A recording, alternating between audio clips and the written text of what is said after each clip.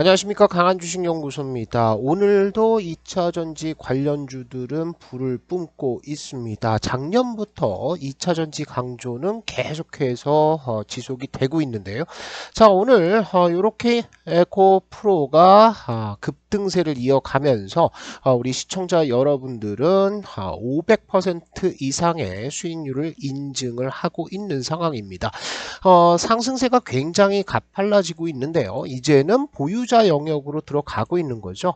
자, 그런데 아직도 2차 전지에 대한 의심을 품고 있는 사람들이 굉장히 많습니다. 많이 오른 거 맞죠?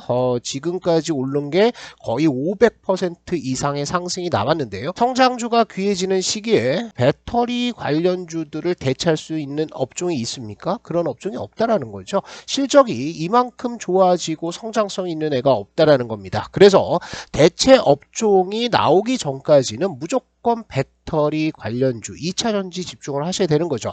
자, 오늘 에코프로가 44만 5천 원을 찍어주면서 20% 넘는 급등이 보였는데요. 이렇게 올랐는데 지금에 와서 에코프로를 산다고 얘기하시는 분들이 있습니다. 아니죠. 우리는 이미 몇 퍼센트 수익을 내고 있다? 500% 수익을 내고 있다라는 겁니다. 제가 에코프로를 사라고 한 것이 6월 달부터죠. 이때부터 시작해서 에코프로 노래를 불렀었는데요. 이 에코프로를 바닥권에서 사는 것처럼 지금도 바닥권에 있는 종목을 사야 됩니다. 그게 오늘 이제 설명을 드릴 충전기 관련주가 되겠습니다. 어제요, 3월 14일이죠. 미국에서 충전 인프라 보조금 지급을 시작을 했습니다. 그래서 이렇게 도로교통국의 공식적인 신청서 사이트도 만들어졌는데요. 세부 내용을 한번 보시면은 바이든 대통령의 당선 공약으로 2030년까지 전기차 충전기를 50만 곳이나 확보할 것을 지시를 했다라는 내용이 나오고 있죠. 국가 전기차 인프라 프로그램 냅이라고 해가지고요. 이 프로그램을 발표를 하면서 2022년부터 5년 동안 충전 인프라 구축을 위해서 50억 달러를 투자한다라는 겁니다. 우리 돈으로 한 6조 원 정도를 조기에 투입을 한다라고 얘기를 하고 있는데 시장은 굉장히 크게 성장할 가능성들이 있다라는 거죠. 자, 그럼 주요 국가의 충전기 시장을 한번 보도록 하겠습니다. 이 전망들을 보시면 이것도 굉장히 큰 폭으로 시장이 성장하고 있다라는 것들을 느끼실 수가 있는데요. 먼저 중국 같은 경우에는 2020년까지는 이렇게 충전소가 얼마 늘지 않았습니다. 그런데 2021년부터 시작해서 테슬라가 중국에서 엄청난 판매고를 올리고 있었죠. 그러니까 충전소도 당연히 이렇게 늘어날 수밖에 없는 거죠. 뿐만 아니라 다른 서구권 국가들과 일본을 본다라고 한다면 미국 시장에 집중을 해야 돼요. 미국이 지금 가장 큰 전기차 시장이 될 것으로 보이는데 미국은 어떻게 올라가죠? 이렇게 2022년, 25년, 27년까지 폭발적인 성장을 보이고 있습니다.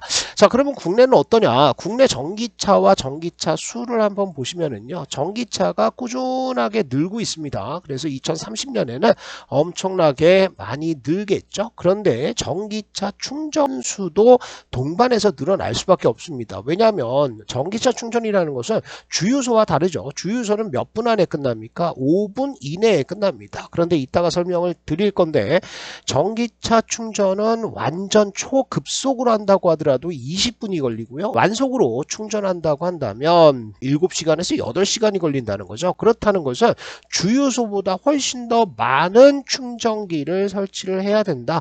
이렇게 생각하시면 될 것 같습니다. 국내 전기차 충전기 시장의 규모를 한번 보시면은요. 제조 설치, 그 다음에 유지 보수, 전력 소비 이 시장입니다. 그래서 완속 시장은 크게 늘지는 않고 있어요. 아파트 주차장에 설치를 해야 되는 거죠. 중요한 것은 뭐다? 급속 시장입니다. 이 급속 시장이 굉장히 빠르게 성장을 하고 있는 상태고 저속 시장은 사실은 크게 의미가 없다라고 보셔야 되겠죠. 자, 충전 속도에 따른 분류를 보시면 제일 중요한 게 이제 초급속 이쪽이 되겠죠. 그리고 완속은 아파트나 주택 등에 설치를 하는 거죠.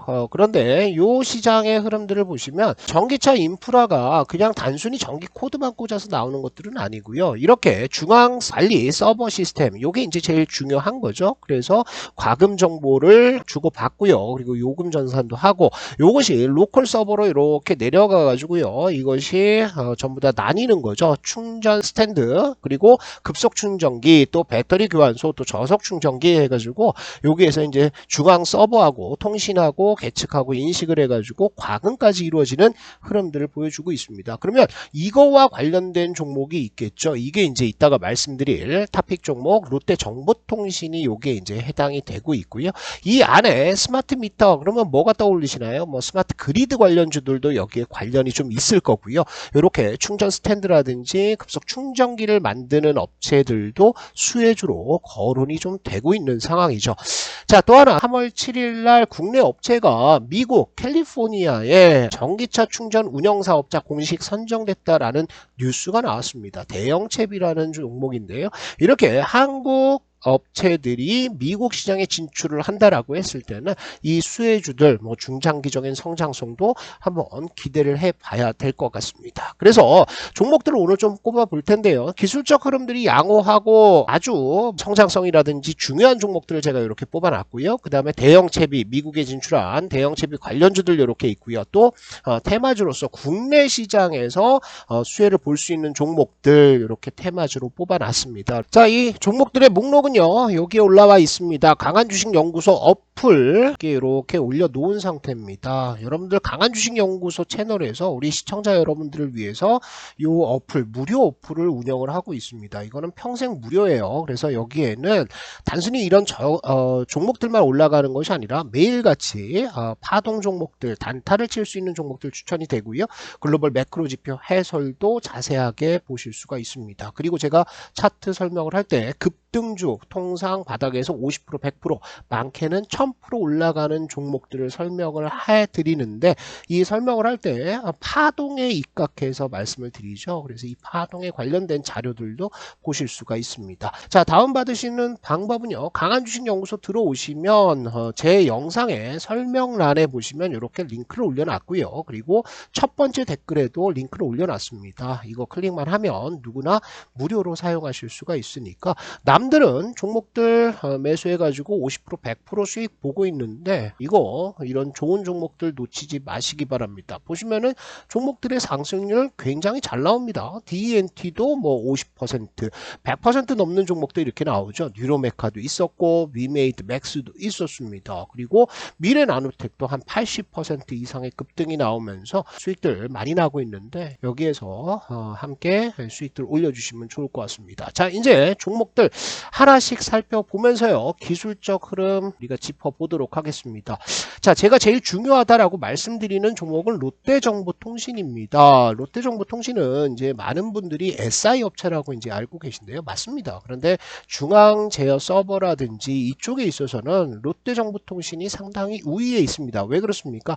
전기차 충전소를 설치하기 위해서는 뭐가 필요하죠? 많은 부지가 필요하고요. 그 다음에 물류센터처럼 여러 거점들이 있어야 되는 거죠. 그러면 롯데는 그걸 가지고 있나요? 가지고 있죠. 롯데그룹이 뭐 SK그룹과 마찬가지로 여러 가지 충전소 사업을 벌릴 텐데 그 중심에 설 수 있는 종목이 롯데정보통신이라는 거죠. 자, 바닥권까지 내려왔습니다. 주가를 보시면은 작년에 완전 뭐 4만원대부터 시작하고 반토막이 딱 났죠. 반토막 나고 나면은 통상 그때부터 이제 반등을 시작을 합니다. 자, 반등 흐름들 보시면 여기서 이제 바닥을 잡기 시작하죠. 그래서 여기가 이제 1번이 되고 2번이 되고요. 3번 나가서 뭐가 나온다? 볼린저 밴드 상단 돌파가 나면은 그때부터 4번이라고 우리가 상승 추세 돌입이라고 얘기를 하는 거죠. 그래서 볼린저 밴드 돌파 나오면 어디 간다? 5번 11선 눌림목 나온다. 그 다음에 6번 나왔고요. 6번에서 볼린저 밴드 돌파가 또 나온다 그러면 5번이 다시 나오는 겁니다. 11선 눌림목. 그리고 나서 그 다음에 올라가는데 올라갔다가 지금 볼린저 밴드 돌파가 안 나왔죠. 그러니까 어디로 간다? 7번 가는 거예요. 이게 7번입니다. 손바뀜 박스권이 나오면서 손바뀜하고 지금 쏘고 있는 상황이죠.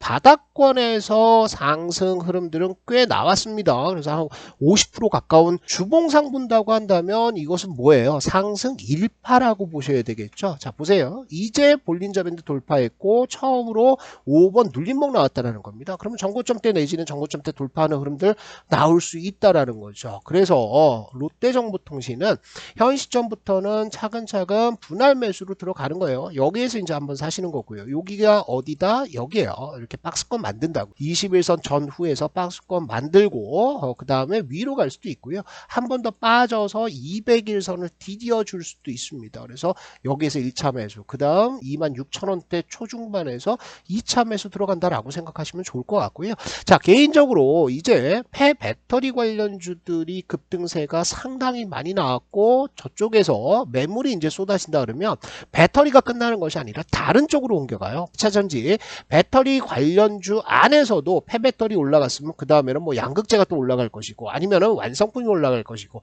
장비가 올라갈 것이고 그리고 충전소 이렇게 돌아가면서 이 안에서 자금들이 움직일 거라는 거죠. 4만원대까지도 중장기적으로 한번 끌고 가자. 굉장히 기대가 되는 종목이라고 볼 수가 있습니다.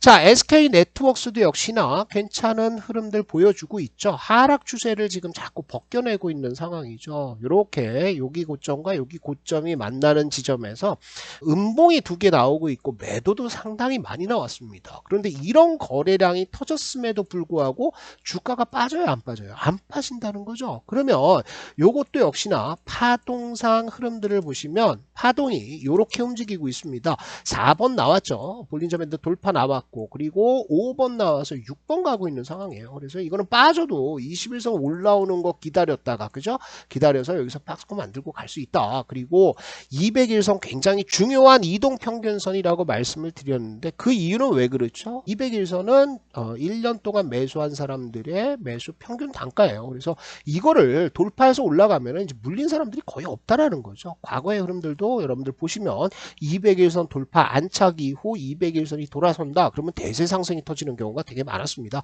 그래서 SK네트워크스도 현 시점부터 분할 매수하는데 11선 기다리세요. 11선에서 매수 그리고 내려와서 21선 이렇게 올라왔을 때 박스권 만들면 또 추가 매수 이런 식으로 대응을 하시고요. 주봉상에서 보시면 주봉에서도 긴 하락 추세가 벗겨지고 있는 상태죠. 이렇게 되는 겁니다. 그래서 이 저항대를 돌파했고 우리는 이렇게 안착하는 구간을 가져가 보자. 그래서 어디까지 전고점 재작년 고점부까지도 한번 갈 수 있는 종목이다. 이렇게 보시고요.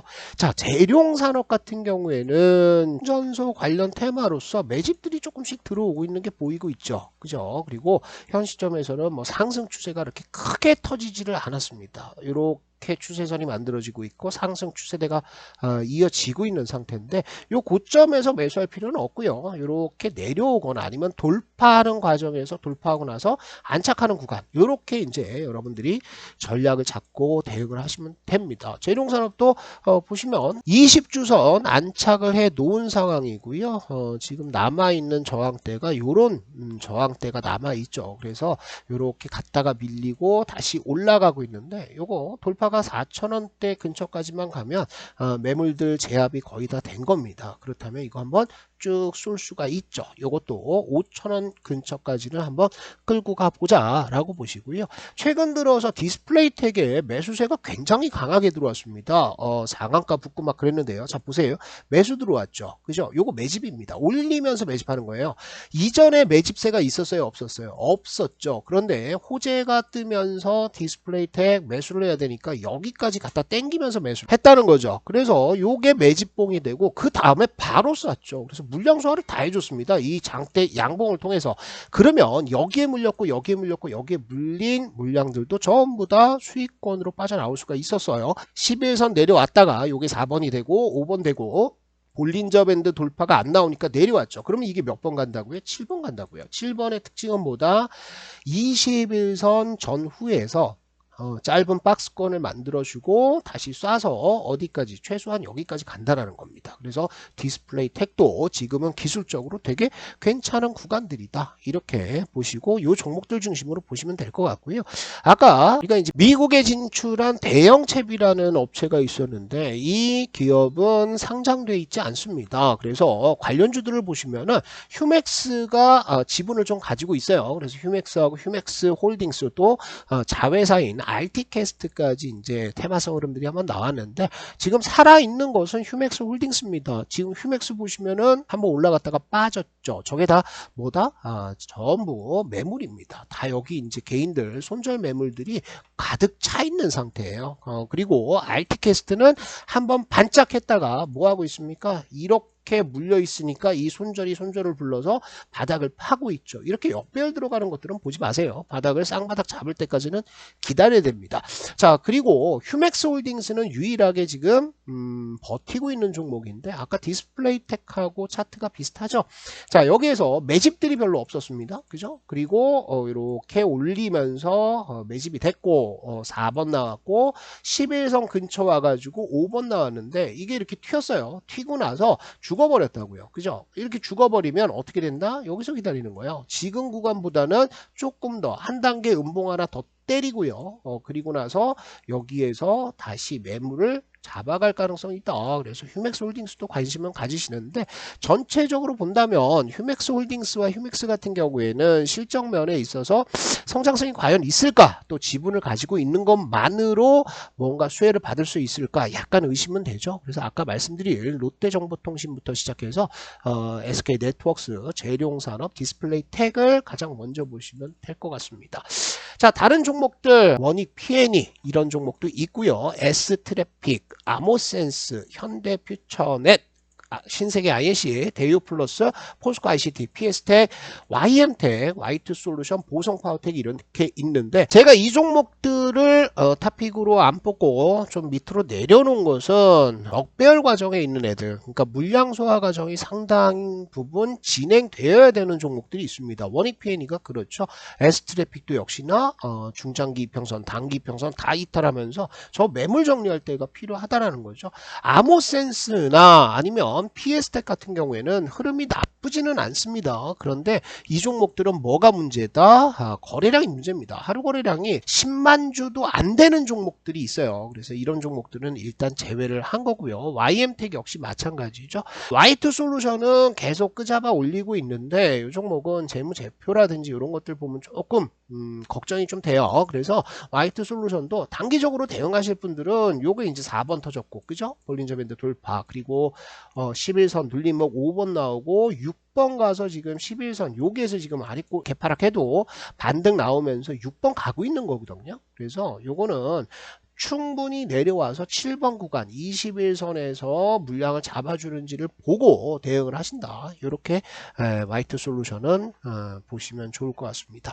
자, 시장 흐름 너무 걱정하지 마세요. 지금 이렇게 차트가 진행이 되고 있는 상황인데 어제장에서 파생시장에서 뭐 역대급 선물 매도가 나오면서 추세선을 살짝 이탈했거든요. 그런데 오늘 바로 이 추세대 안으로 들어가면서 안정을 찾고 있는 상황이고요. 제가 강한주식연구소 어플에도 자세히 설명을 써놨듯이 지금 금융시스템 위기로 가기에는 아직은 아닙니다. 그리고 연준에서도 여러가지 조치들을 좀 내놓고 있는 상황이고요. 그래서 우리는 이전의 시각 2023년은 신흥국 초과 상승의 가능성이 굉장히 많다. 그래서 여기에서 지금 봐야 되는 것은 뭐다? 2차 전지 무조건 집중을 하셔야 되고 시장이 조금 변한다라고 했을 때는 제가 다음 주도 업종을 뽑아 드리겠다. 이렇게 정리를 하시면 좋을 것 같습니다.